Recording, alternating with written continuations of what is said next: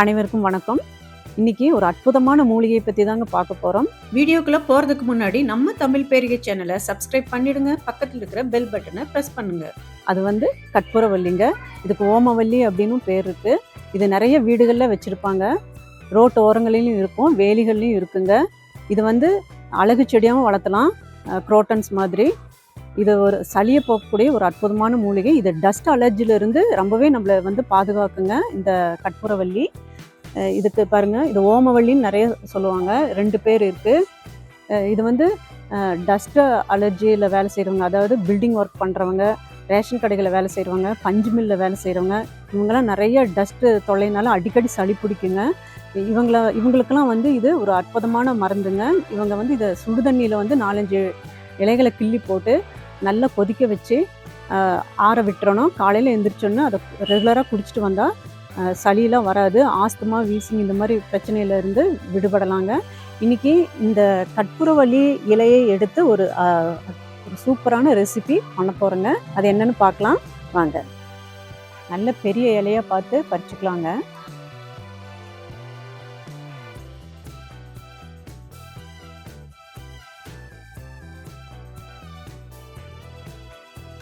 கற்பூரவல்லி செடி வளர்த்துறது ரொம்ப ஈஸிங்க.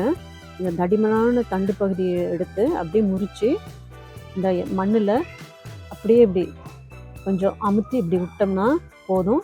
தண்ணி மட்டும் ஒரு நாள் விட்டு ஒரு நாள் விட்டுட்டே வந்தால் போதும், நல்லா வளர்ந்துருங்க. இதுக்கு பெரிய ஒரு மெயின்டெனன்ஸ்லாம் தேவைப்படாதுங்க. நம்ம முட்டை பஜ்ஜி சாப்பிட்ருப்போம், வெங்காய பஜ்ஜி, வாழைக்காய் பஜ்ஜி, மிளகாய் பஜ்ஜி, இந்த மாதிரி பஜ்ஜி வகைகளில் நிறைய சாப்பிட்ருப்போம். ஆனால் கற்பூரவல்லி இலையில் பஜ்ஜி சாப்பிட்ருப்போமா? இல்லை. இன்றைக்கி அதை ட்ரை பண்ணி பார்க்கலாம் வாங்க.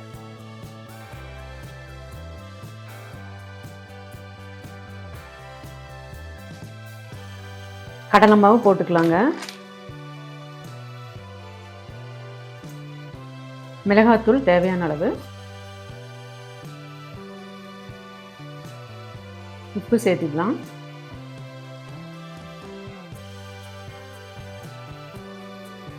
தண்ணி ஊற்றி நல்லா பிசைஞ்சிக்கலாம். ரொம்ப தண்ணியாகவும் போகக்கூடாது, ரொம்ப கெட்டியாகவும் இருக்கக்கூடாது.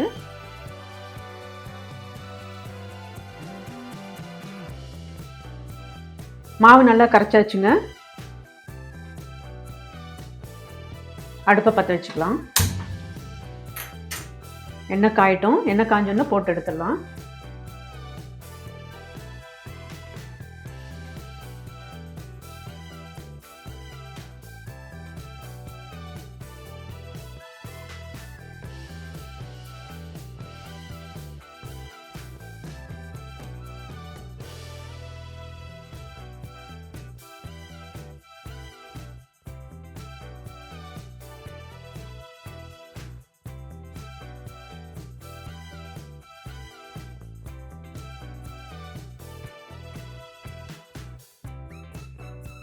இந்த நுரை நல்லா அடங்கின பின்னாடி நம்ம எடுத்துடலாம்.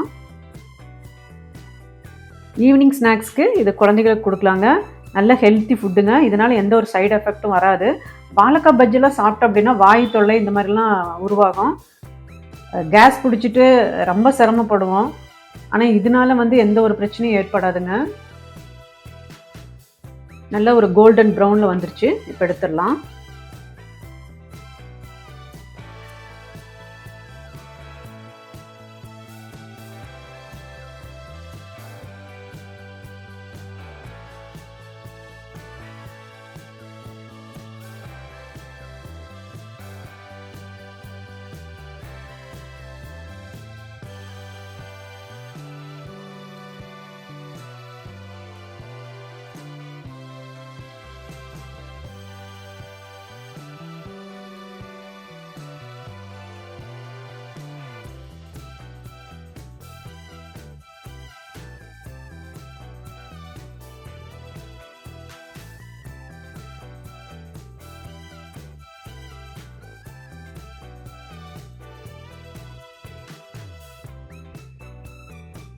இலையில ஹோல்ஸ் இருந்திருக்கும் போல், அது வழியாக பாருங்கள் எண்ணெய் எப்படி வருதுன்னு. பைப்பில் தண்ணி வந்த மாதிரி வருது இந்த ஹோல்ஸ் வழியாக.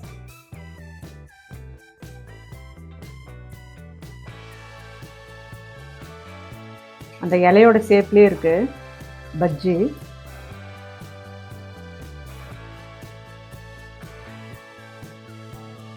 இதுக்கு நமக்கு என்ன மாதிரி சட்னி வேணுமோ அதை வச்சு சாப்பிட்டுக்கலாம்.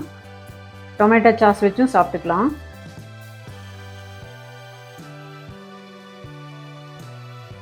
தேங்காய் சட்னி, மிளகாய் சட்னி, டொமேட்டோ சாஸ் நமக்கு எது பிடிக்குமோ அதை வச்சு இதுக்கு மேட்ச் பண்ணி சாப்பிட்டுக்கலாங்க.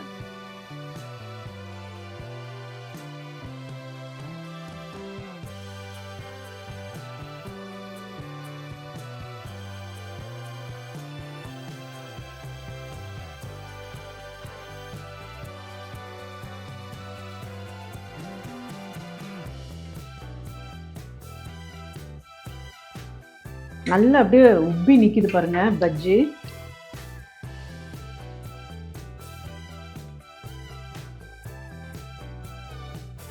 இந்த கற்பூரவள்ளி இலையில செஞ்சது அப்படின்னு சொல்லி குழந்தைகளுக்கு தந்தா ஐயோ அது எப்படி இருக்குமோ அப்படின்னு சொல்லி ஒரு மாதிரி மூஞ்சி சொல்லிப்பாங்க. நம்ம எதுவுமே சொல்லக்கூடாது, அவங்க சாப்பிட்டு டேஸ்ட் கண்டுபிடிக்கணும்.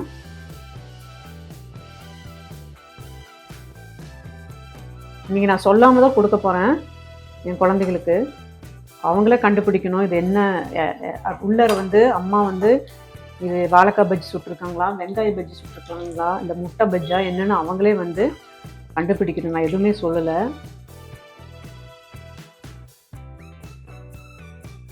நான் நல்லதெல்லாம் சீக்கிரமாக ஏற்றுக்க மாட்டாங்க, அதனால் நம்ம சொல்லாமல் இதை கொடுத்துடலாம்.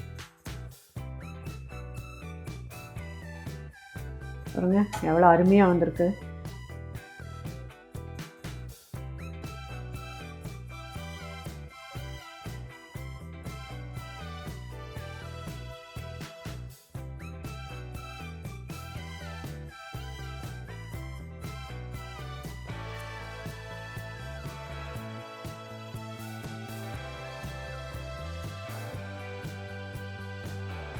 இங்கே பாருங்கள் கற்பூரவள்ளி லீஃப் சைஸ்லேயே பஜ்ஜி வந்துருக்கு பாருங்கள். சூடான சுவையான ஒரு ஹெல்த்தியான கற்பூரவள்ளி பஜ்ஜி ரெடிங்க. இப்போ இதை சாப்பிட்டு பார்க்குறேன் எப்படி இருக்குன்னு.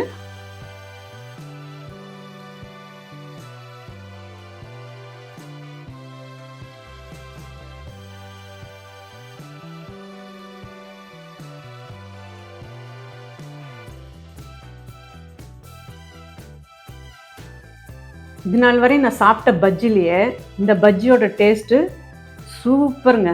நீங்களும் செஞ்சு பார்த்துட்டு கமெண்டில் சொல்லுங்கள். நம்ப மாட்டீங்க, இவங்க பொய் சொல்கிறாங்கன்னு தான் நினைப்பீங்க. அவ்வளோ ஒரு அருமையான டேஸ்ட்டு. என்ன சொல்கிறது, நம்ம எல்லாமே ரொம்ப நல்லது செய்யக்கூடிய இந்த அற்புதமான மூலிகையெல்லாம் எந்த மாதிரி நம்ம யூஸ் பண்ணணும் அப்படிங்கிறத நம்ம தெரிஞ்சுட்டு அது அப்படி யூஸ் பண்ணணும் அப்படின்னா நம்ம ஹெல்த்துக்கு ரொம்ப நல்லதுங்க. இனி வந்து உங்கள் வீட்டுக்கு யாராவது கெஸ்ட்டு வந்தால் கற்பூரவள்ளி பஜ்ஜி செஞ்சு கொடுங்க. சொல்லுவாங்களா, மனம் குணம் சுவை அனைத்தும் இதில் இருக்குங்க. மீண்டும் நல்ல ஒரு ரெசிபியோடு சந்திப்போம். நன்றி.